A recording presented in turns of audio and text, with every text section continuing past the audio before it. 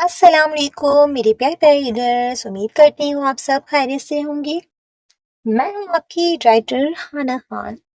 جو ریڈرس میرے چینل پہ نیو ہیں انہیں فکشنل ناولز بائی ہانا خان کی جانب سے خوش آمدید۔ چینل کو سبسکرائب لازمی کریں ایپیسوڈ تاکہ آپ کو ہر نیو ایپیسوڈ اور شارٹس کی یا پوسٹ کی اپڈیٹ ملتے رہے۔ ساتھ میں ایپیسوڈ کو لائک بھی کر دیں اور کامنٹ باکس میں اپنا آج کا پسندیدہ ڈائلاگ، سین اور کریکٹر لازمی مینشن کریں۔ پچھلے ایپیسوڈ میں آپ نے پڑھا کہ نوران کس طرح حویلی پہنچی اور خان حویلی کے لوگوں کا ریاکشن کیا تھا نوران کو لے کے۔ اس کے علاوہ آپ نے ابتسام اور آئلین کے کچھ خوبصورت پل پڑھے۔ تو یہ ایک ریمائنڈر تھا کیونکہ بہت سے ریڈرز نیکسٹ ایپیسوڈ تک جو ہے پچھلا ایپیسوڈ بھول جاتے ہیں، اور ڈیفینیٹلی آج کا ایپیسوڈ کچھ زیادہ لمبے وقفے کے بعد آیا ہے۔ آج کا ایپیسوڈ میگا ایپیسوڈ ہے کیونکہ لانگ ایپیسوڈ ہے۔ میں نے سوچا بجائے چھوٹا سا ایپیسوڈ دینے کے تھوڑا سا لانگ ایپیسوڈ دے دوں۔ تو تقریباً 8000 سے اوپر الفاظ کا ایپیسوڈ ہے، تو مجھے آپ سب کا رسپانس بھی ویسا ہی چاہیے۔ میری طرف سے آپ سب کو چاند رات مبارک اور ایڈوانس میں عید مبارک۔ اللہ پاک آپ کے تمام دعاؤں کو قبول و منظور فرمائے، اور مجھے اپنی جو ہے دعاؤں میں یاد رکھیجیے گا۔ تو جی چلتے ہیں آج کے ایپیسوڈ کی جانب۔ طلسم محبت، اسکلم ہانا خان، قسط نمبر 49۔ اس ناول کے تمام جملہ حقوق اس ناول کی مصنفہ ہانا خان کے پاس محفوظ ہیں، لہٰذا اس ناول کو کسی بھی پلیٹ فارم پر پوسٹ یا اپلوڈ کرنے سے گریز کریں۔ آج کی صبح ہر صبح سے کچھ منفرد سی تھی۔ خان حویلی میں ہر طرف جیسے گہما گہمی کا عالم تھا۔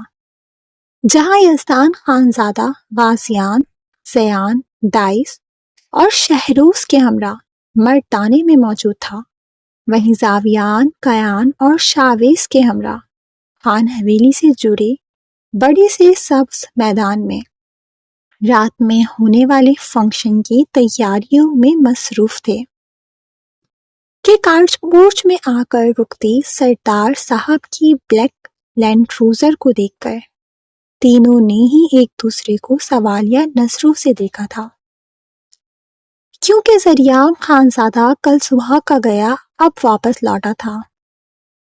دوسری طرف سیاہ کرتے شلوار میں ملبوس زریام کی گاڑی سے اترتی ہی پہلی نظر اپنی جانب دیکھتے ان تینوں پر پڑی تو اس کے انابی لبوں پر مسکراہٹ بکھری، پھر وہ مضبوط چال چلتا ان کی جانب ہی چلا آیا۔ زاویان نے کھونچتی نگاہوں سے زریام خانزادہ کے چہرے کو دیکھتے جیسے اس کے چہرے پر کچھ تلاش نہ چاہا، مگر وہ سراسر ناکام ٹھہرا۔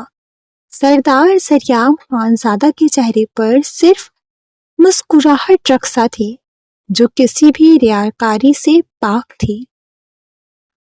کیا ہو رہا ہے؟ زریام نے شاویز کے بال بگاڑتے نرم لہجے میں پوچھا، جس پر شاویز نے منہ بناتے اپنے بال سنوارتے اسے اپنے ارد گرد گھنٹی بجتی محسوس ہوئی۔ اس نے ارد گرد نگاہیں دوڑا کر جیسے شیان اور اذہان کو تلاش نہ چاہا، مگر وہ وہاں ہوتے تو ملتے نہ، جبکہ کیان نے شاویز کی شکل دیکھ کر مسکراہٹ ضبط کی۔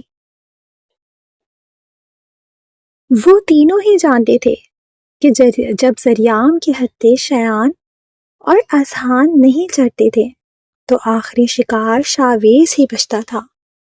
ہاں، یہ الگ بات تھی کہ یہ موقع زریام کے ہاتھوں کم ہی آیا کرتا تھا۔ شکر ہے لالا، آپ آ گئے۔ بڑے بابا پر نہ جانے کون سا جن سوار ہو گیا ہے، وہ داجی جیسا بیہیو کر رہے ہیں۔ مطلب اب دولہے خود کھڑے ہو کر اپنے ولیمے کی تیاری کر رہے ہیں، کبھی ایسا دیکھا ہے کہیں؟ زریام کے پوچھنے کی دیر تھی کہ کیان نے اپنا دکھڑا سنا ڈالا۔ یزدان واقعی صبح سے جلاد بنا پھر رہا تھا۔ یہی وجہ تھی کہ اذہان اور شیان اپنی جان بچا کر بھاگے تھے، جبکہ ان تینوں کی شامت آئی تھی۔ دوسری جانب زریام نے کیان کی بات سنتے کہکا لگایا تھا، اوہ، تو اس کا مطلب ہے کہ ابھی ابھی آپ تینوں کی اچھی خاصی عزت افزائی ہوئی ہے۔ زریام کا موڈ آج خاصا اچھا تھا، تبھی ہنستے ہوئے پوچھا، جس پر تینوں نے ہی آڑے ٹیڑھے منہ بناتے اس کی جانب دیکھتے اسوات میں سر ہلایا۔ صبح صبح وہ لوگ یزدان خانزادہ سے اچھا خاصی صلواتیں سن چکے تھے، اور وجہ شام کی تقریب کے حوالے سے کام تھا جو اچھا خاصا رہتا تھا، اور وہ سب دن چڑھے تک مزے سے سو رہے تھے، جبکہ زریام ان تینوں کے سر ہلانے پر اور زور سے ہنسا، جس پر تینوں نے ہی تعجب سے اس کی جانب دیکھا۔ انہیں زریام کی دماغی حالت پر کچھ شبہ سا ہوا تھا۔ یہ اذہان اور شیان کہاں ہیں؟ زریام نے ارد گرد اپنی سبز نگاہیں دوڑا کر کچھ سنجیدگی سے پوچھا۔ آنکھیں اب بھی مسکرا رہی تھیں۔ ڈیرے پر بڑے بابا کو جلال میں آتے دیکھ کر دونوں پہلی فرصت میں رفو چکر ہو گئے۔ شاویز نے منہ بگاڑتے ہوئے کہا، جس پر زریام نے اسبات کی صورت سر ہلا کر ایک بار پھر اس کے بال بگاڑتے قدم حویلی کے داخلی دروازے کی جانب بڑھائے۔ وہ مردانے کی جانب جا چکا تھا، جبکہ زاویان، کیان اور شاویز نے پہلے زریام کی پشت کو دیکھا، پھر ایک دوسرے کو، اور پھر کندھے اچکا دیے۔ انہیں لگا تھا کہ زریام کا موڈ اچھا خاصا خراب ہوگا، کیونکہ آج زاویان اور کیان کے ولیمے کے ساتھ ساتھ آئلین خانزادہ اور ابتسام چودھری کا نکاح بھی تھا، اور آئلین کے حوالے سے زریام کی کنسرن کسی کی نظروں سے بھی اوجھل نہیں تھی۔ السلام علیکم۔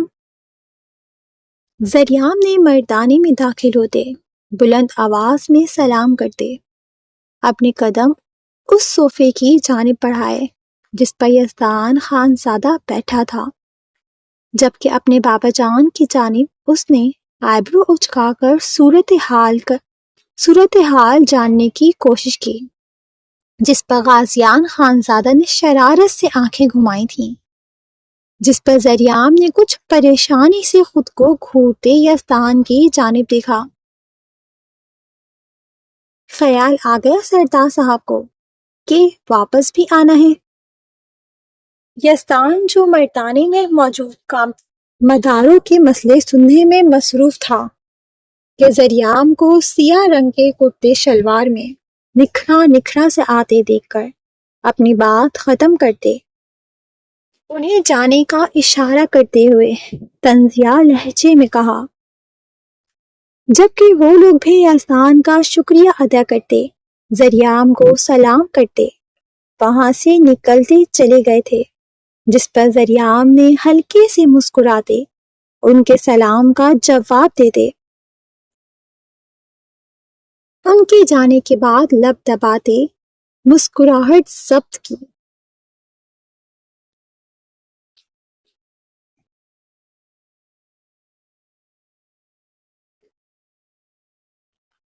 شرم آتی ہے تمہیں؟ زریام، کہاں غائب ہو جاتے ہو کئی دن؟ تم پر کچھ ذمہ داریاں ہیں، اگر تم نہیں نبھا سکتے تو مجھے بتا دو۔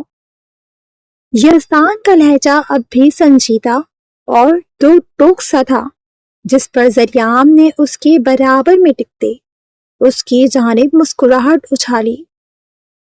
یہ بھی اس کی ایک ٹیکنیک تھی یزدان سے بچنے کی، فی الحال وہ یزدان کو اس کی کسی قسم کے بھی جواب دینے کا متحمل نہیں تھا۔ یہ اس 2 نمبر وکیل کی طرح حرکتیں مت کیا کرو ذریعام خانزادہ، ورنہ میں تمہارا منہ توڑ دوں گا۔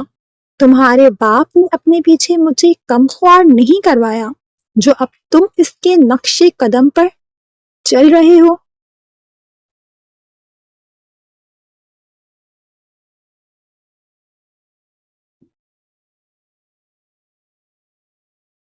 اب کے یزدان نے آؤ دیکھا نہ تاؤ رکھ کر ذریعام کی کمر پر مکہ جڑا تھا، جس پر یزدان کی باتوں پر منہ بناتے غازیان کا چھت پھاڑ کہکا مردانے میں گونجا تھا۔ دل پر ٹھنڈی پھوار سی پڑی تھی، جبکہ یزدان کے طنز پر اپنے بابا جان کی جانب دل جلی مسکراہٹ کے ساتھ دیکھتے ذریعام نے لب بچتے اپنی کھراہا روکتے شکوے سے یزدان کی جانب دیکھا تھا۔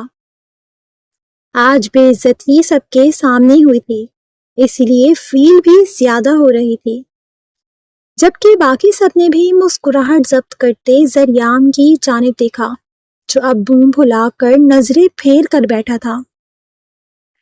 یہ بھی اس کا ایک طریقہ تھا یزدان کو ناراضگی دکھانے کا۔ کچھ عادتیں انسان کی کبھی نہیں بدلتی، ذریعام کی بھی نہیں بدلی تھی۔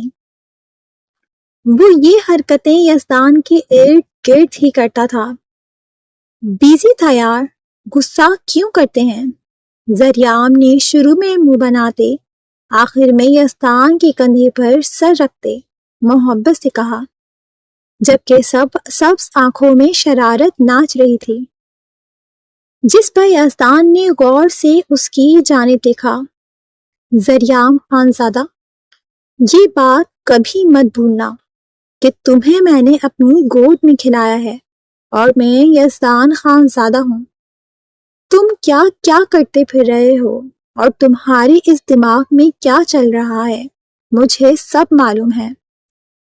میں اڑتی چڑیا کے پر گن سکتا ہوں، اسی لیے مجھے بے وقوف مت سمجھنا۔ جس دن مجھے تمہاری حرکتوں کے حوالے سے کوئی ٹھوس ثبوت ملا، اس دن میں بتاؤں گا کہ سردار یزدان خانزادہ چیز کیا ہے اور اس کے سامنے سردار ذریعام خانزادہ کچھ بھی نہیں ہے۔ اب کے یزدان کے لہجے میں وارننگ سی تھی، جس پر جہاں ذریعام کے تاثرات یکلت سنجیدہ ہوئے، وہیں غازیان نے سنجیدگی سے یزدان کی جانب دیکھا۔ اگر یزدان خانزادہ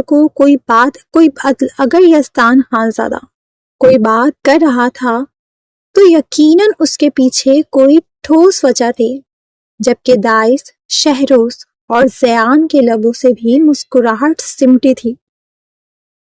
معاملہ گمبھیر تھا۔ بڑے بابا، میں اس سے پہلے ذریعام کچھ بولتا کہ اس کی نظر گلاس ڈور سے نظر آتے سبز میدان کی جانب پر تھی، جہاں مالی ایک پودا لے کر جا رہا تھا۔ پودے کی حالت سے صاف لگ رہا تھا کہ اسے کہیں سے اکھاڑا گیا ہے۔ یکلت ذریعام کے نقوش تنے تھے اور وہ ایک دم سے اٹھتا، تن فن کرتا، لمبے لمبے ڈھک بھرتا گلاس ڈور کی جانب بڑھا جو سبز میدان کی جانب کھلتا تھا۔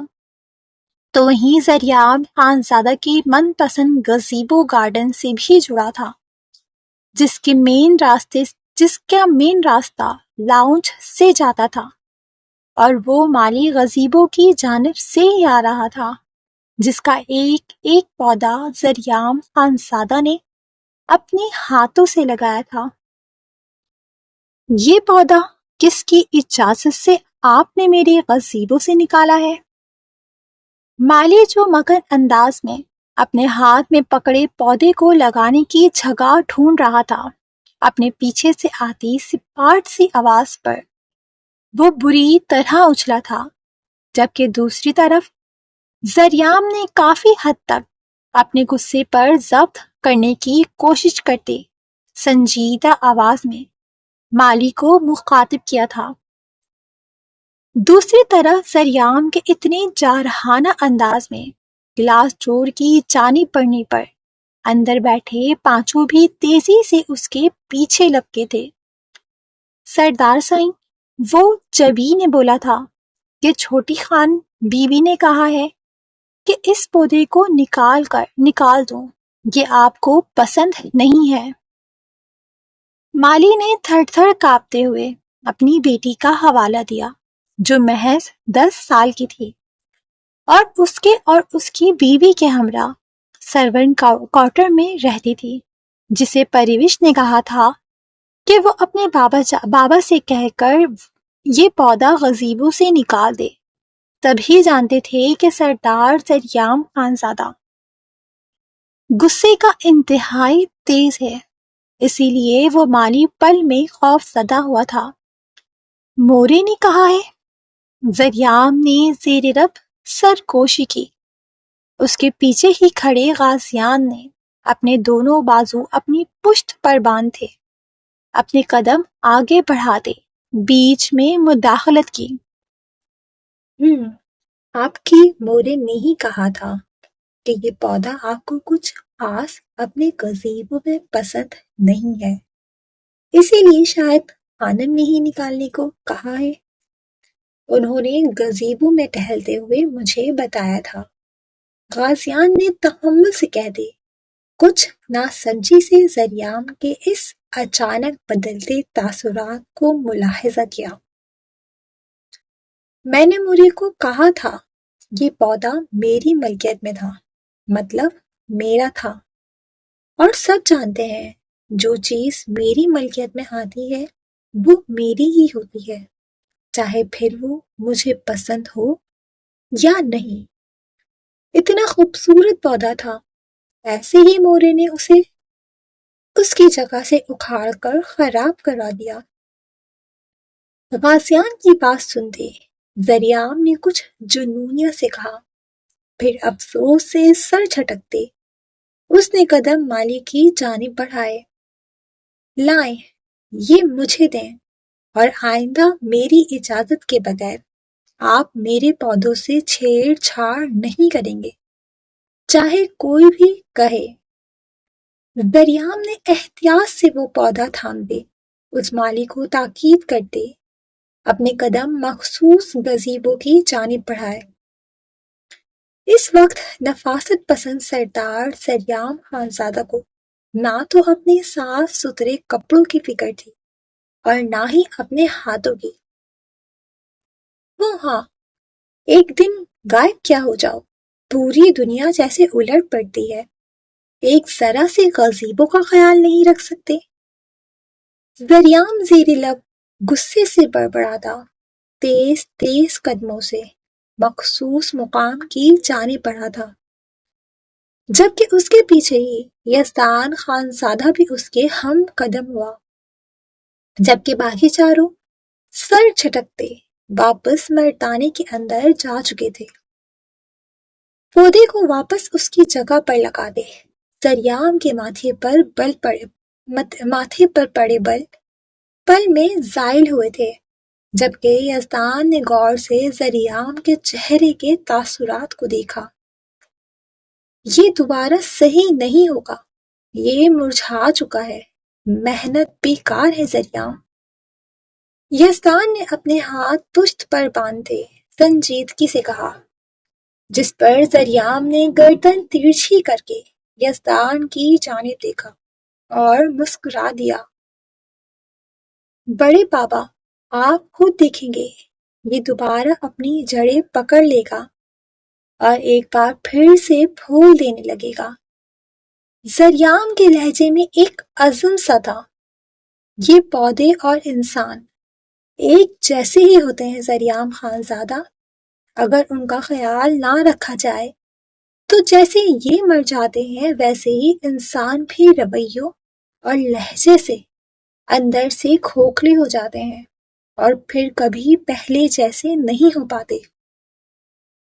یزدان نے اب کے غیر مرئی نقطے پہ نظریں جما کر دھیمے لہجے میں کہا، جس پر پودے کے ارد گرد مٹی ڈالتے زریام کے ہاتھ لمحے بھر کے لیے تھمے تھے، جبکہ اس نے لب بھیجتے گہرا سانس لیا۔ وہ اندازہ لگا چکا تھا کہ یزدان کس کے حوالے سے بات کر رہا ہے۔ یہ میری ملکیت ہے، یعنی کہ میری ذمہ داری ہے۔ میری ذمہ داری ہے کہ اسے پہلے جیسا کروں۔ غلطی انسان صرف ایک بار کرتا ہے، بار بار نہیں۔ زریام نے پودے پر نظریں جمائے، پرتپش لہجے میں کہا، جبکہ ساتھ ہی اس کے لبوں پر پر اسرار سی مسکراہٹ بکھری تھی۔ ایسا ہی ہونا چاہیے زریام خانزادہ، مجھے امید ہے اب کی بار تم مجھے نا امید نہیں کرو گے۔ یزدان نے اسی لہجے میں کہتے زریام کا کندھا تھپتھپاتے قدم واپس مردانے کی جانب بڑھائے تھے، جبکہ زریام نے سبز آنکھوں میں مخصوص چمک لیے نظریں وہاں سے جاتے یزدان کی پشت کو دیکھا تھا۔ یہ منظر ایک وسیع اور عریض ہال کا تھا، جہاں کی دیواریں بھی اتنی ہی کالی تھیں جتنی ان کے سائے میں بیٹھے ہوئے لوگوں کے کرتوت تھے۔ کمرے کے عین وسط میں ایک بڑی سی کنگ سائز کرسی لگی تھی، جس پر بیٹھا شخص کسی تاریخ سلطنت کے بے تاج بادشاہ کی طرح اس پر براجمان اس وقت اسی سیاہ گھنگور اندھیرے کا حصہ لگ رہا تھا، بلکہ اپنے کاموں کی طرح۔ وہ کون تھا؟ اس کی پہچان کیا تھی؟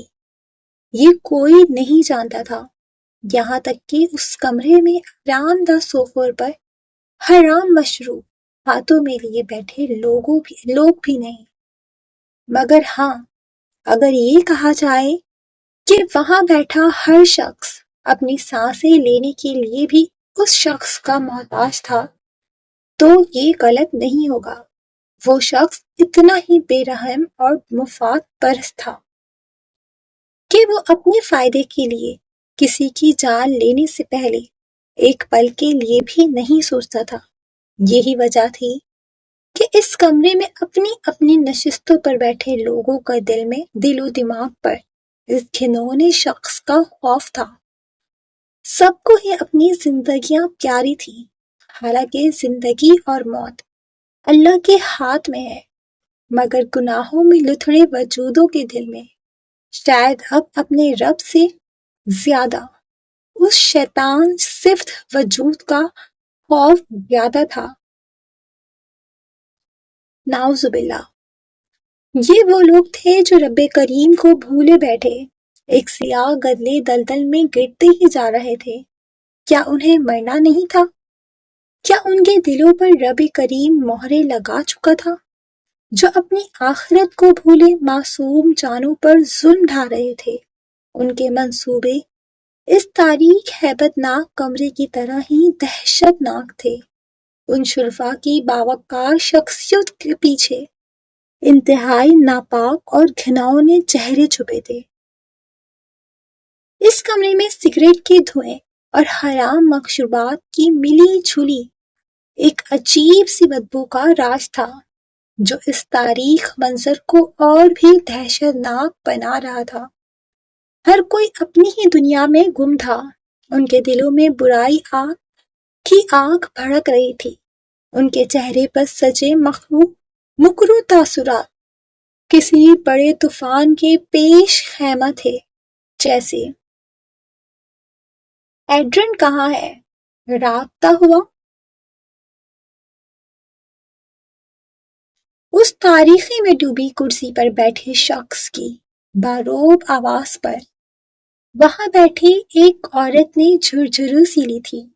اس کی سہمی ہوئی نظروں کا رخ اس اندھیرے میں نظر آتے سگار کے اس واحد دہکتے ہوئے سرخ انگارے کی جانب تھا۔ جو اس شخص کے ہر کش دینے پر شدت سے سلگ اٹھتا تھا۔ وہ چنگاری اندھیرے میں کسی درندے کی آنکھ کی طرح چمکتی تھی، جس نے اس عورت کے دل میں خوف کی لہر دوڑا دی تھی۔ نہیں باس، وہ فون نہیں اٹھا رہا، انفیکٹ اس کا موبائل ہی سوئچ آف ہے، اس عورت نے دھیمے مگر خوف زدہ لہجے میں منمناتے ہوئے کہا، جس پر اس شخص نے دوسرے ہاتھ میں پکڑے حرام مشروب کے گلاس کو پوری قوت سے زمین پر دے مارا تھا، جس پر صوفے پر بیٹھی وہ عورت بری طرح اچھلی تھی۔ کل بھی میرا ایک شپمنٹ جلا دیا گیا ہے، اربوں کا نقصان ہوا ہے۔ میرا نہ جانے کون ہے جو بار بار میرے کام میں رکاوٹ پیدا کر رہا ہے۔ اس ایڈرن کو ایک کام بلا تھا، اس نے وہ بھی نہیں کیا۔ اب تک مجھے وہ لڑکی ہر حال میں چاہیے تھی جس میں میرے دشمن کی جان بستی ہے۔ وہ انجان شخص بری طرح سے گرایا تھا، جس پر سب کے چہروں پر ہی ناسمجھی کے تاثرات پھیلے۔ معاف کیجیے گا باس، مگر ہم سمجھ نہیں پا رہے آپ کی یزدان خانزادہ سے کیا دشمنی ہے۔ ہماری دشمنی تو سمجھ آتی ہے، اس خانزادے نے آپ کا کیا نقصان کیا ہے؟ اب کے اس عورت کے برابر میں بیٹھے شخص نے کچھ آگے کو جھکتے منمناتے ہوئے پوچھا تھا، جس پر وہ شخص کہکا لگا کر ہنس پڑا تھا۔ نہ، دشمنی یزدان خانزادہ سے نہیں ہے، اس کی چالاکی سے ہے، جس سے وہ ہمیشہ یوں ہی میرے راستے میں آتا رہا ہے۔ میرے دشمن کی جان جس گڑیا میں ہے، اس کو اپنی امان میں رکھ کر بیٹھا ہے، اب کچھ سزا تو وہ بھی بھگتے گا ہی ہے نا۔ اب کہ اس شخص نے کرسی کے ہتھے پر انگلیاں بجا کر مخروسا کہکا لگا کر کہا تھا، مطلب آپ کو آئلین خانزادہ نہیں چاہیے؟ اب کہ وہیں بیٹھے ایک شخص نے سنجیدگی سے پوچھا، کس نے کہا وہ نہیں چاہیے؟ اس بلا پر تو دل آ گیا ہے میرا۔ اس شخص کو تو اس چڑیا کو تو میں اپنے پاس قید کروں گا۔ ویسے خوبصورت تو دوسری والی بھی بہت ہے، مگر افسوس اس دشمنی میں قربانی اسی کی چڑھے گی۔ اس حرام مشروب کے گلاس کو لبوں سے لگاتے اس شخص نے گھناؤنے ارادوں کے ساتھ کہا، آنکھوں میں شیطانی سی چمک رقصا تھی، مطلب عفاف خانزادہ؟ اب کہ اسی عورت نے زیریں لب کہا، جس پر اس شخص نے پاس پڑی گن اٹھا کر اس عورت کی جانب نشانہ باندھ تھے فائر کیا تھا، جس پر فضا میں ایک خوفناک نسوانی چیخ کے ساتھ ساتھ اس شخص کا کہکا بھی گونجا تھا، اپس، غلط جواب، مگر you are very lucky old lady.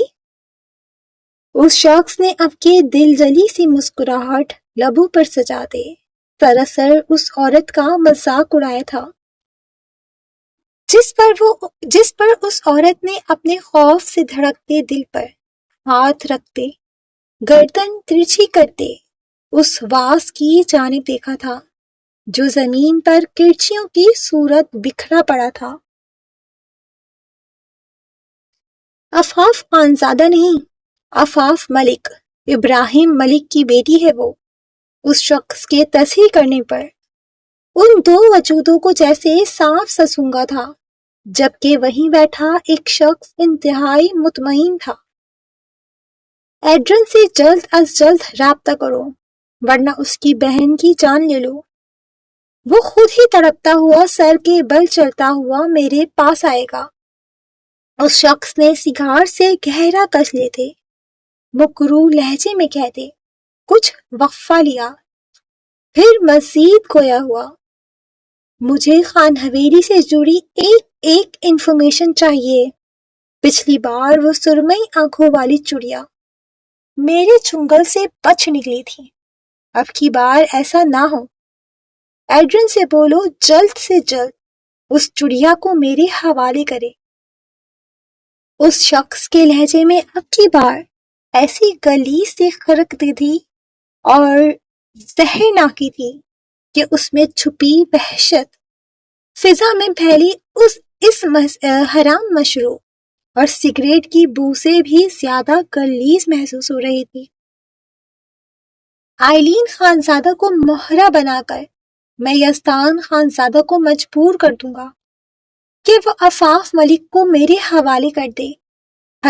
ہر کسی کو اپنا خون عزیز ہوتا ہے، اور یہ دنیا کا دستور ہے کہ جب بات اپنی اولاد پر آتی ہے تو اچھے سے اچھا شخص بھی اپنی آنکھیں پھیر لیتا ہے۔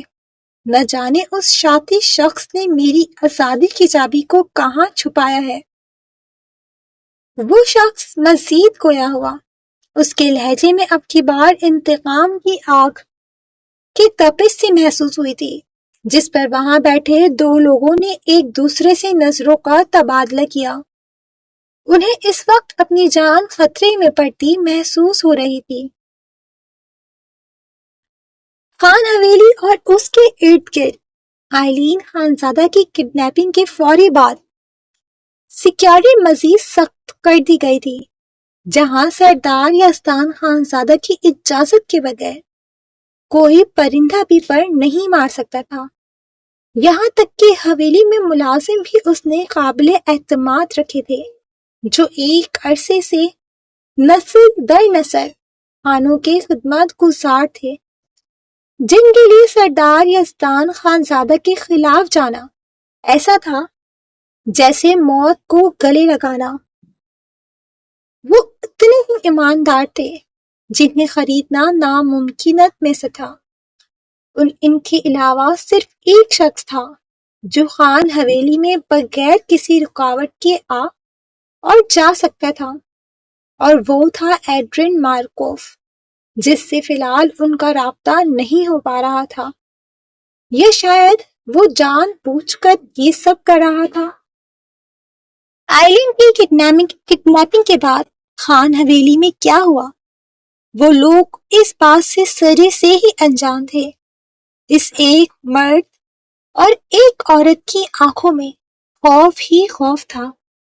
اگر یہ ساری بات اس وقت وہ اس شیطان صرف شخص کو بتا دیتے تو بے موت مارے جاتے، اس لیے خاموش رہنا ہی بہتر سمجھا۔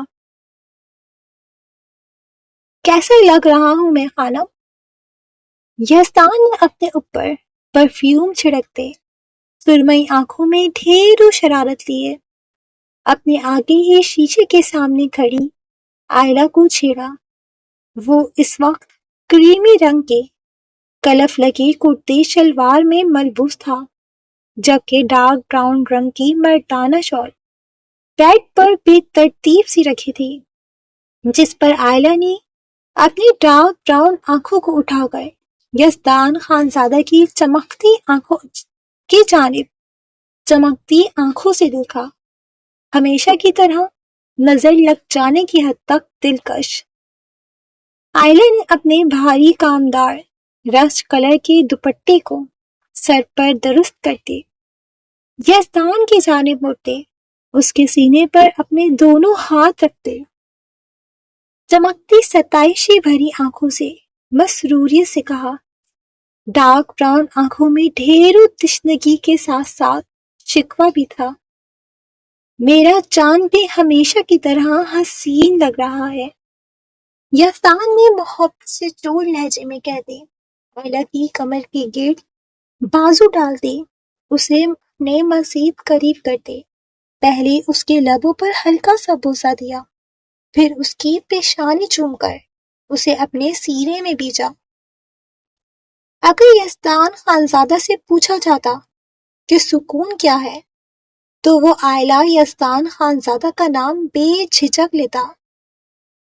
دوسری جانب آئلہ نے سرخ ہوتے چہرے کو یزدان کے سینے میں چھپا کر ایک ہاتھ یزدان کی پشت پر رکھتے، دوسرا ہاتھ اس کے سینے پر رکھتے، نامحسوس انداز میں اپنے لب یزدان کے سینے پر رکھے، جسے محسوس کرتے یزدان نے اپنا قہقہ ضبط کرنے کے لیے اپنے لب دبائے۔ شرم کر لیں خان، تین جوان جہاں بچوں کے باپ ہیں۔ آئلہ نے یزدان کو جیسے اس کے عمل پر شرمندہ کرنا چاہا، جس پر وہ بجائے شرمندہ ہونے کے قہقہ لگا کر ہنس دیا۔ جس نے کی شرم اس کے پھوٹے کرم۔ یزدان نے اب کی اور سختی سے آئلہ کو اپنے سینے میں بیچتے مسروریت سے کہہ دی، اس کے دوپٹے سے ڈھکے سر پر لب رکھے۔ خان، ایک بات بولوں، خفا تو نہیں ہوں گے؟ آئلہ کے لہجے میں ہچکچاہٹ کا تاثر محسوس کرتے یزدان کے ماتھے پر بل پڑے۔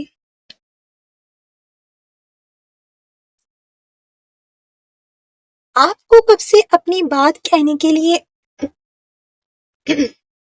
آپ کو کب سے اپنی بات کہنے کے لیے ہچکچانے کی ضرورت پڑنے لگی جانا خانم؟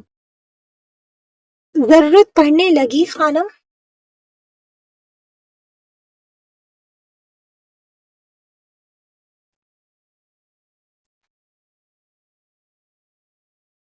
یزدان کا لہجہ اب کے سنجیدہ ہوا تھا، جس پر آئلہ اس کے سینے سے چہرہ اٹھا دے۔ ڈارک براؤن آئلہ نے اس کے سینے سے چہرہ اٹھا دے، ڈارک براؤن آنکھوں میں شکوہ لیے اس کی جانب دیکھا تھا۔ اگر آپ یہ بات عفاف والے معاملے کو لے کر رہی ہیں خانم، تو یاد رکھیں وہ معاملہ الگ تھا، اور میں آپ سے خفا نہیں تھا، ہو ہی نہیں سکتا۔ آپ میری زندگی ہیں۔ ہاں، بس کچھ پریشان تھا، کیونکہ مجھے عفاف کی فکر تھی۔ زندگی کے اتنے سال ساتھ گزارنے کے بعد کم از کم میں آپ سے یہ تو امید رکھتا ہی ہوں نا کہ آپ میری خاموشی کو سمجھیں، نہ کہ اپنا دل چھوٹا کریں۔ یزدان نے ایک ہاتھ کو آئلہ کے چہرے اور گردن کے درمیان رکھتے سمجھانے والے انداز میں کہا، جس پر آئلہ نے شرمندگی سے اپنے لب کچلے، جس پر یزدان نے ناگواری سے اس کے دانتوں سے اس کے لب آزاد کروا دے، نرمی سے اس کے لب سہلائے، جو کچھ ہی دیر میں آئلہ کے دانتوں کے ستم سے سرخ ہو چکے تھے، جس پر آئلہ نے سرخ پڑتے نظریں جھکائیں۔ یزدان خانزادہ آج بھی ویسا ہی آئلہ بخش کا دیوانہ تھا جیسے کئی سال پہلے تھا۔ آپ میرا دل ہے میرے چاند، اور میں بھلا اپنے دل سے کیوں خفا ہوں گا؟ اب کے یزدان نے نرمی سے آئلہ کے رخسار پر بوسہ دیا تھا، جس پر آئلہ نے پرسکون ہوتے آنکھیں موندی تھی۔ اتنے دنوں کی بے سکونی جیسے کچھ ہی منٹوں میں اڑن چھو ہوئی تھی۔ خان، آپ کب تک آئرین سے ناراض رہیں گے؟ آج اس کی زندگی کا سب سے بڑا دن ہے، چند گھنٹوں میں اس کا نکاح ہے۔ پلیز ناراضگی ختم کر لیں، وہ اداس رہے گی تو میرا دل بھی دکھے گا۔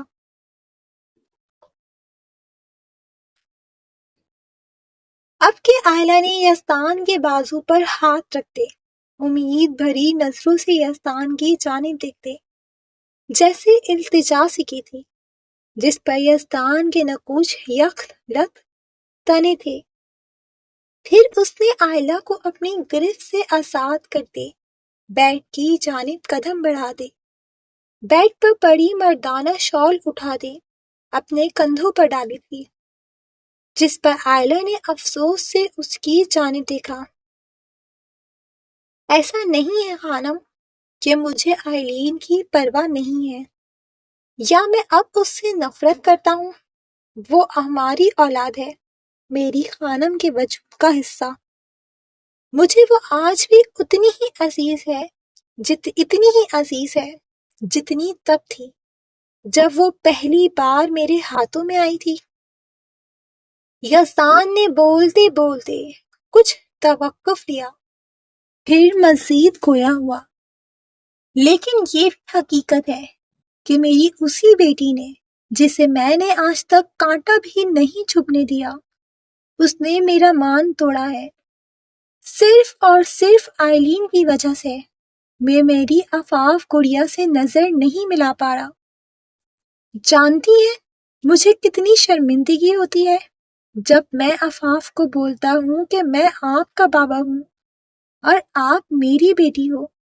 کیا باپ میرے جیسے ہوتے ہیں؟ دیکھیں نا، میں تو آئلین کو وہ سزا بھی نہیں دے پایا جو میری عفاف کو بغیر کسی غلطی کے آپ لوگوں نے مل کر سنائی تھی۔ آج بھی آپ کی بیٹی، ہماری بیٹی، اتنی بڑی غلطی، اتنا بڑا جھوٹ بولنے کے بعد بھی اس حویلی میں ہم سب کے درمیان موجود ہیں۔ مگر عفاف کے بارے میں سوچا ہے؟ 6 سال کی بچی نے تنہا جینا سیکھا ہے۔ ہر دن وہ اس امید سے گزارتی تھی کہ میں اس ہفتے کے آخر میں اس سے ملنے آؤں گا۔ یزدان نے کہتے اپنی نم ہوتی سرمئی آنکھوں کو 2 انگلیوں سے مسلا۔ جب وہ عفاف کے بارے میں سوچتا تھا، اس کی آنکھیں ایسے ہی نم ہو جایا کرتی تھی۔ یقین جانے خانم، جب میرا دل آئلین کے لیے نرم پڑتا ہے، تب میری آنکھوں کے سامنے عفاف کی شکوے بھری نم آنکھیں گھومتی ہیں۔ ایسا لگتا ہے کہ وہ مجھ سے کہہ رہی ہو کہ میں آپ کا خون نہیں ہوں نا، تبھی میرے ساتھ ہوئی ناانصافی پر آپ خاموش ہیں۔ یزدان نے گھیلا سانس اندر کھینچا۔ اس کی آواز میں بھاری پن آئلہ صاف محسوس کر سکتی تھی۔ میرا یعنی کہ انصاف پسند زریان سردار یزدان خانزادہ کا ضمیر کہتا ہے خانم کہ آئلین خانزادہ کو بھی اس کی رچی گئی سازشوں کی وہی سزا ملے جو میری معصوم سی 6 سالہ بیٹی عفاف نے اٹھائی تھی۔ مگر یہ باپ کا دل کہتا ہے کہ جب میں نے آئلین خانزادہ کا ہر نخرہ، ہر ضد پوری کی، تب اس نے یہ سب کیا۔ اگر میں اسے عفاف جیسی سزا دوں تو وہ تو میرے ہاتھوں سے نکل جائے گی۔ اسی پوائنٹ پر آ کے سردار یزدان خانزادہ خاموش ہو جاتا ہے، کیونکہ یہ بھی حقیقت ہے کہ آئلین خانزادہ عفاف خانزادہ جیسی نہیں ہے۔ یزدان نے کہتے ایک بار پھر رخ آئلہ کی جانب کیا، جو اپنی نم آنکھیں جھکا چکی تھی۔ یقین جانے ایک وعدے میں بندھا ہوا ہوں کہ میں آئلین کو کچھ نہ کہوں، اسی لیے صرف خاموشی کی سزا سنائی ہے، اور شاید اس وعدے کی وجہ سے ایک باپ جیت چکا ہے، ورنہ آپ سردار یزدان خانزادہ سے واقفیت رکھنی ہے، جس کے نزدیک جھوٹ اور فریب کی سزا بہت سخت ہے۔ اب کے یزدان کے لہجے میں چٹانوں جیسی سختی تھی۔ دوسری بات یہ کہ میں آئلین خانزادہ سے ناراضگی ختم کر لوں تو ایسا نہیں ہوگا۔ میری ناراضگی کی وجہ سے ہی اب تک آئلین خانزادہ شرمندہ ہے، ورنہ آپ اور میں دونوں ہماری بیٹی کی فطرت کو جانتے ہیں کہ جس دن اس کو یزدان خانزادہ نے معاف کر دیا، اس کی پشیمانی بھی ختم ہو جائے گی، اور میں نہیں چاہتا ایسا ہو۔ ایٹ لیسٹ تب تک تو بالکل بھی نہیں، جب تک میں اپنی دونوں بیٹیوں کو محفوظ نہیں کر لیتا۔ اب کے یزدان نے ٹھوس لہجے میں کہتے ایک بار پھر آئلہ کے سر پر لب رکھے اور اپنے قدم کمرے کے دروازے کی جانب بڑھائے۔ آئلین کو جا کر دیکھ لیجیے گا خانم، مہمان آنا شروع ہو گئے ہیں۔ کچھ ہی دیر میں ابتسام بھی اپنے دوستوں کے ہمراہ آتا ہی ہوگا۔ یہ نکاح خوشی اور خرم سے ہو جائے. خوشی سوری لکھ دیا. خوشی ہو خرم سے ہو جائے تاکہ میں بھی پرسکون ہو جاؤں، ورنہ دشمن تو میری ہار کا منتظر ہے. یزدان کی بات پر آئلہ نے اسوات کی صورت سر ہلایا اور ایک آخری تنقیدی نگاہ خود پر ڈالتے یزدان کے پیچھے ہو لی. اسے یزدان کی باتیں ٹھیک ہی لگی تھی اور کہیں نہ کہیں یزدان نے آئلین کے بارے میں بھی ٹھیک ہی کہا تھا. جیسے ہی یزدان اسے معاف کر دیتا وہ اپنی غلطیاں بھی فراموش کر جاتی. اوہ ماشاء اللہ، کوئی بلش کر رہا ہے. آئلہ جو مصروف سے انداز میں ابھی کچھ دیر پہلے اپنے اور یزدان کے متعلق سوچتے ہوئے آئلین کے کمرے کی جانب جا رہی تھی کہ سیڑھیوں سے اوپر آتی شانزے نے سیٹھی بجاتے اسے چھیڑنے کے انداز میں آواز لگائی، جس پر آئلہ نے سٹپٹاتے ہوئے ارد گرد دیکھتے شانزے کو گھورا. کیا تم اور تمہارے لالا یادداشت کھو چکے ہو؟ شرم حیا ہے تم دونوں میں؟ آئلہ کے سٹپٹانے کے ساتھ ساتھ دبے دبے انداز میں بڑبڑانے پر شانزے کھلکھلا کر ہنسی. اوہ لگ رہا ہے میرے لالا آج کچھ رومانٹک. شانزے جو آئلہ کے بازو میں بازی ڈالتی اسے مزید چھیڑنے کا ارادہ رکھتی تھی کہ آئلہ کی چٹکی کاٹنے پر بری طرح کھرا بھرتے ناراضگی سے اس کی جانب دیکھا. شایان اور آن الٹی سیدھی حرکتوں پر آپ پر ہی گئے ہیں شانزے. آئلہ نے افسوس سے سر ہلایا، جس پر شانزے مسکرا دی. آخر بچے کس کے ہیں؟ شانزے نے مغروری سے کہتے سر پر دوپٹہ درست کیا. اس وقت وہ لائٹ پنک کلر کی قمیص شلوار میں لائٹ سا میک اپ کیے باوقار سی لگ رہی تھی. کوئی کام تھا آپ کو جو اوپر آنا پڑا؟ آئلہ نے اب کے سوالیہ نظروں سے شانزے کی جانب دیکھا، جس پر اس نے اپنے سر پر ہاتھ مارا. ہاں دیکھیے نا لالا کے چاند، میں بھول ہی گئی کہ میں وفا اور آن کو لینے آئی تھی، کیونکہ ان کی ساسو ماں کی ابھی تک تیاری مکمل نہیں ہوئی اور نیچے مورے غصہ کر رہی ہیں کہ دلہنوں کو لا کر بٹھاؤ تاکہ مہمان خواتین ان سے مل سکیں. شانزے نے آنکھوں کو شرارت سے گھماتے عبیرہ پہ چوٹ کی، جس پر آئلہ بھی ہنس دی.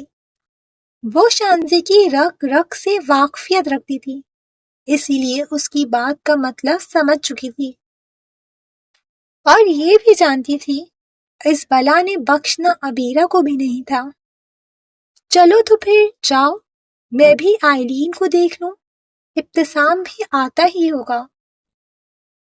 آئلہ نے آہستہ سے شانزے کا رخسار چھوتے محبت سے کہا.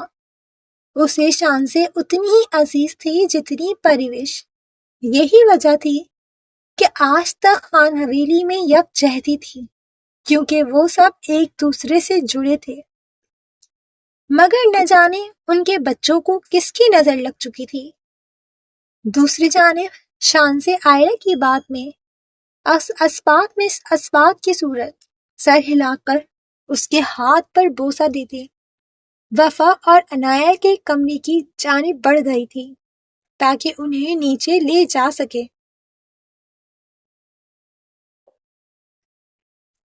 تو وہیں آئلہ کا رخ بھی اب آئلین کے کمرے کی جانب تھا.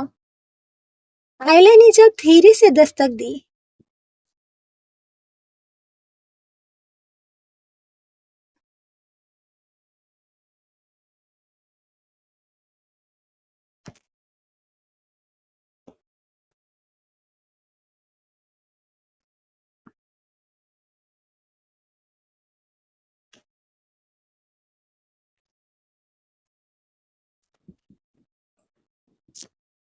آئلہ نے جب آئلین کے کمرے کے دروازے پر دھیرے سے دستک دی تو کمرے کے اندر آئینے کے سامنے کھڑی آئلین نے اپنے پاؤڈر پنک رنگ سے سجے لبوں کو دانتوں تلے دباتے جھرجھری سی لی۔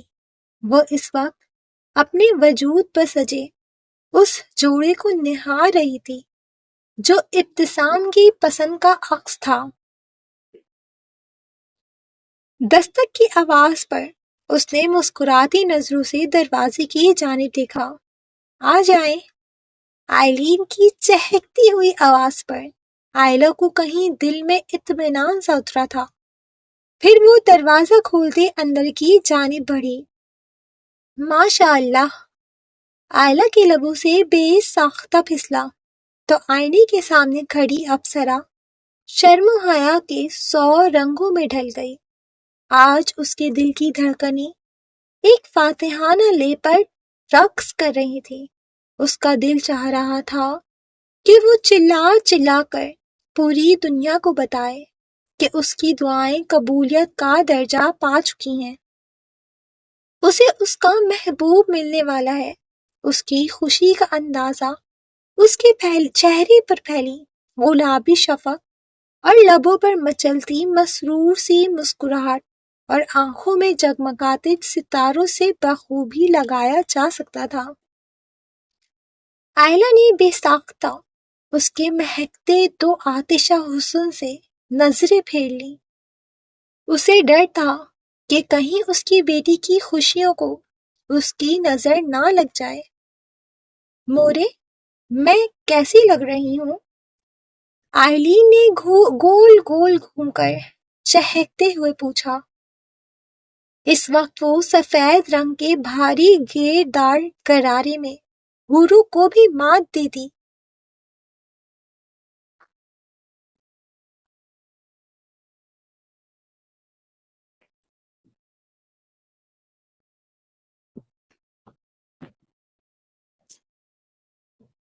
حوروں کو بھی مات دیتی محسوس ہو رہی تھی۔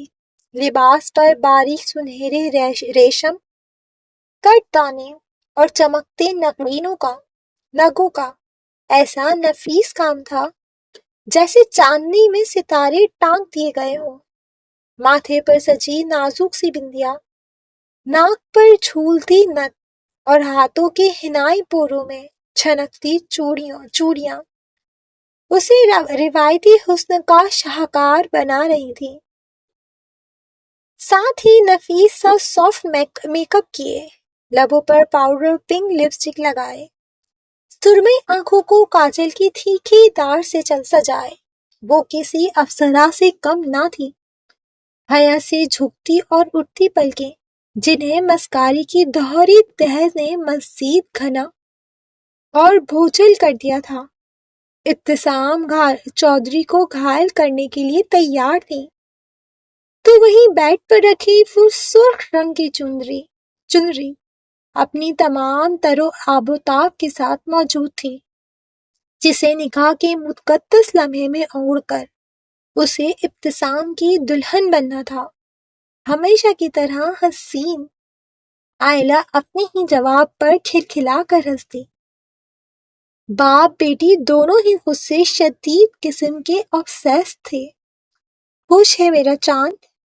آئلہ نے آئلین کے ماتھے پر بوسہ دیتی محبت سے کچھ گلوگیر سے لہجے میں پوچھا۔ اس کی آنکھیں بار بار نم سی ہو رہی تھی۔ خوش؟ مورے، میں بہت خوش ہوں، اتنی خوش کہ مجھے لگتا ہے کہ اپنی خوشی بیان کرنے کے لیے مجھے الفاظ کم پڑ جائیں گے۔ آئلین نے نم آنکھوں سے مسروریت سے کہا، جس پر آئلہ نے اس کے ہاتھ چومے۔ بابا نہیں آئے مجھ سے ملنے؟ آئلین نے ایک نظر دروازے کی جانب دیکھتے افسردگی سے پوچھا، جس پر آئلہ نے نفی میں سر ہلایا۔ آپ خود اپنے بابا جان کو جانتی ہیں بیٹا، وہ تب تک آپ کو معاف نہیں کریں گے جب تک آفاف آپ کو معاف نہ کرتے۔ آئلہ نے بیڈ پر بیٹھتے نرمی سے کہا، جس پر آئلین نے اسبات کی صورت سر ہلایا، اور یہ پہلی بار تھا کہ آئلہ کو کچھ حیرت ہوئی۔ آئلین نے پہلی بار ضد نہیں کی تھی، بلکہ وہ آسانی سے مان گئی تھی۔ ایسے مت دیکھیں مجھے مورے، میں جانتی ہوں جو میں نے ماضی میں کیا وہ معافی کے قابل نہیں ہے، اور بابا جان مجھ سے بہت محبت کرتے ہیں، مگر بس ناراض ہیں کیونکہ میں نے ان کا بھروسہ توڑا ہے۔ آفاف گڑیا آئے گی تو میں اسے منا لوں گی، پھر بابا بھی مجھے معاف کر دیں گے نا؟ آئلین نے آئلہ کی گود میں سر رکھتے نیچے قالین پر بیٹھتے سمجھداری سے کہنے کے ساتھ ساتھ آخر میں امید سے پوچھا، جس پر آئلہ نے اس کے سر پر لب رکھتے اسبات کی صورت سر ہلایا۔ بیٹا میری بات اب دھیان سے سنو۔ پہلے مجھے تمہیں لے کر ڈر نہیں تھا، کیونکہ تم شادی کے بعد میرے سامنے رہتی اور پرورش تم پر جان چھڑکتی ہے، لیکن اب آئلین نے بولتے بولتے کچھ وقفہ لیا، جبکہ آئلین سمجھ گئی تھی کہ آئلہ کی پہلے کا مطلب زریام اور اس کا رشتہ تھا۔ لیکن اب بات الگ ہے۔ ابتسام بہت پیارا بچہ ہے اور ہماری آنکھوں کے سامنے ہی بڑا ہوا ہے، لیکن ساتھ ہی خوددار بھی بہت ہے۔ آپ جانتی ہی ہیں۔ آئلہ کے تہمید باندھنے پر آئلین نے ناسمجھی سے اس کی جانب دیکھا، جس پر آئلہ نے گہرا سانس لیا۔ وہ زریان کی طرح کئی ایکڑ زمینوں اور اربوں کی جائیداد کا مالک نہیں ہے۔ وہ ایک ملٹی نیشنل فرم میں ملازمت کرتا ہے اور اپنی محنت کی کمائی سے ماہانہ تنخواہ کے حساب سے زندگی گزارتا ہے۔ آئلہ نے رک کر آئلین کے مہندی لگے ہاتھ اپنے ہاتھوں میں تھام لیے۔ ہو سکتا ہے خان حویلی جیسی بے تحاشا آسائشیں وہ تمہیں فراہم نہ کر سکے، اسی لیے تمہیں خود کو اس کے رنگ میں رنگنا ہوگا بیٹا۔ ایک سمجھدار بیوی وہی ہوتی ہے جو شوہر کی چادر دیکھ کر پاؤں پھیلائے تاکہ تم بھی سکون میں رہو اور تمہارا شوہر بھی تم سے مطمئن رہے۔ تم ایسی کوئی ضد نہیں کرو گی جس سے وہ بچہ پریشان ہو۔ آئلہ نے سنجیدگی سے کہا، جس پر آئلین مسکرا دی۔ میں جانتی ہوں مورے، آپ بے فکر ہیں، آپ کو کبھی بھی میری طرف سے شکایت کا موقع نہیں ملے گا۔ آئلین نے مسکراتے ہوئے آئلہ کو تسلی دی۔ اچھی بات ہے، مجھے آپ سے یہی امید تھی، مگر یہ بھی یاد رکھیں ابتسام آپ کی رخصتی کے بعد آپ کو یہاں خان حویلی میں نہیں رکھے گا، بلکہ وہ ایک چھوٹا سا اپارٹمنٹ لینے کا ارادہ رکھتا ہے۔ آپ اس کے ساتھ وہاں ہی رہیں گی۔ آئلہ نے مزید کہا، جس پر آئلین نے پریشانی سے اس کی جانب دیکھا۔ یہ تو اس نے سوچا ہی نہیں تھا۔ مطلب آپ سے، بابا سے اور اذہان سے دور؟ اب کہ آئلین روحان سی ہوئی تھی، جس پر آئلہ ہنس دی۔ جی میری جان، ہر لڑکی کو رخصت ہو کر اپنے پیا کے ساتھ اس کے دیس جانا ہوتا ہے، مگر مجھے یقین ہے کہ جس کے حوالے میں اپنے دل کا ٹکڑا کر رہی ہوں وہ میری اس گڑیا کو سر آنکھوں پر بٹھا کر رکھے گا۔ آئلہ نے اب کے چھیڑنے کے انداز میں مسکراتے ہوئے کہا، جس پر آئلین سرخ پڑتے نظریں جھکا چکی تھی۔ یہ ابھی تک ابتسام کیوں نہیں آیا؟ ٹائم تو ہو چکا ہے۔ کچھ دیر ادھر اور ادھر کی باتیں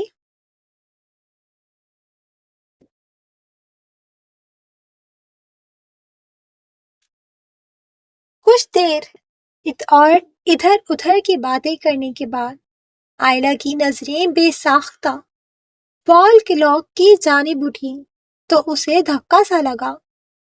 کافی ٹائم گزر چکا تھا ان دونوں کو باتیں کرتے اور اب تک کوئی بلانے نہیں آیا تھا۔ آئلہ نے بیڈ سے اٹھتے پریشانی سے کہا۔ دوسری جانب آئلہ کو پریشان ہوتے دیکھ کر آئلین کا اپنا دل بھی کسی انجانے خوف سے ڈوبنے لگا تھا۔ وہ تیزی سے کھڑی ہوئی۔ اب تک واقعی ابتسام کو آ جانا چاہیے تھا۔ ٹائم زیادہ ہو گیا تھا۔ اصولاً تو اس وقت تک ان دونوں کا نکاح ہو جانا چاہیے تھا۔ آئلین نے سوچتے ہوئے لب کچلے۔ دل الگ خوف سے دھڑک رہا تھا۔ کانوں میں پریحان کی دی گئی بد دعائیں گونجیں تو اس نے خوف سے نفی میں سر ہلایا۔ کہیں اسے کوئی سزا تو نہیں ملنے والی؟ ایک عاشق کے لیے سب سے بڑی سزا محبوب کی جدائی ہی تو ہوتی ہے۔ آئلین کے چمکتے خوبصورت چہرے کو اپنے محبوب کو کھو دینے کے ڈر سے خوف کی پرچھائیوں نے گھیرا تھا کہ اچانک پریشان سی حور کمرے میں داخل ہوئی۔ حور بیٹا، ابتسام آ گیا؟ آئلہ نے کچھ تشویش سے پوچھا، جس پر اس نے نفی میں سر ہلایا۔ وہ اس وقت خود پریشان سی لگ رہی تھی۔ نہیں مورے، ابتسام لالا کے دوست تو آ گئے مگر وہ ابھی تک نہیں آئے اور نہ ہی کسی کا فون اٹھا رہے ہیں۔ سب کب سے ٹرائی کر رہے ہیں۔ انفیکٹ بسام لالا کو بھی نہیں معلوم کہ ابتسام لالا کہاں ہے۔ حور کی بات پر آئلہ نے بے ساختہ دل پر ہاتھ رکھا تو وہیں آئلین کو اپنے پیروں تلے سے زمین تو سر سے آسمان کھسکتا ہوا محسوس ہوا۔ اس کے قدم بری طرح لڑکھڑائے۔ آپ میری امانت ہیں۔ کانوں میں ابتسام کے کل کے بولے گئے جملے گونجے تو اس نے بیڈ کی پائناتی کو تھامتے خود کو زمین بے بوس ہونے سے روکا۔ امید کرتی ہوں آج کا ایپیسوڈ آپ کو پسند آیا ہوگا۔ میں نے سوچا میگا ایپیسوڈ دے دوں کیونکہ کافی زیادہ گیپ کے بعد دیا ہے۔ آپ کو پتہ ہے تھوڑی مصروفیت تھی رمضان کی۔ خیر سے اب میں عید کے بعد روٹین میں آنے کی کوشش کروں گی، کیونکہ روٹین کا مطلب ہے پہلے میں ہفتے میں 3 ایپیسوڈ دیتی تھی، پھر رمضان کے وجہ 2 ہو گئے، پھر 1 ہو گیا، کبھی 1 کبھی 2، تو روٹین کافی زیادہ ڈسٹرب ہو گئی تھی۔ لیکن اب میں کوشش کروں گی کہ میں ایٹ لیسٹ ہفتے میں اگر 2 بھی ایپیسوڈ دے رہی ہوں تو کم سے کم میں 40 سے 50 منٹ کا دوں۔ ٹھیک ہے، کہانی تیزی سے مجھے آگے بڑھانی ہے کیونکہ لٹرلی ناول کافی سلو چل رہا ہے۔ ریزن ہفتے میں اگر 1 ایپیسوڈ آئے گی تو کیسے ناول آگے بڑھے گا۔ تو میں کوشش کروں گی کہ اب سے جو نا عید کے بعد سے تیزی سے ناول آگے لے کے چلوں۔ ادروائز جو ہے آپ لوگ کے اتنے کوآپریٹ کرنے کا شکریہ۔ میری طرف سے آپ سب کو ایڈوانس میں عید مبارک اور چاند رات مبارک۔ اللہ پاک آپ سب کی تمام دعاؤں کو قبول و منظور فرمائے، آپ کی عبادتوں کو قبول و منظور فرمائے، آپ کا اور میرا نصیب اچھا کرے اور ہمارے ماں باپ کو صحت و تندرستی والی لمبی عمر عطا کرے، ہم سب کے روزگار میں برکت کرے، ہمیں کامیابیاں دے اور حاسدوں کی نظر سے محفوظ رکھے۔ تو جی اب آپ سے ملاقات ہوگی اگلے ایپیسوڈ کے ساتھ۔ جلدی چینل کو سبسکرائب کر دیں، ایپیسوڈ کو لائک لازمی کیا کریں اور ایپیسوڈ کو شیئر بھی کرا کریں تاکہ میرا چینل بوسٹ ہو۔ اس کے علاوہ کامنٹ باکس میں آج کا ایپیسوڈ آپ کو کیسا لگا ضرور بتائیں۔ خوش رہیں، آباد رہیں، ہنستے مسکراتے رہیں اور اپنی رائٹر کو دعاؤں میں یاد رکھیں۔ اللہ حافظ۔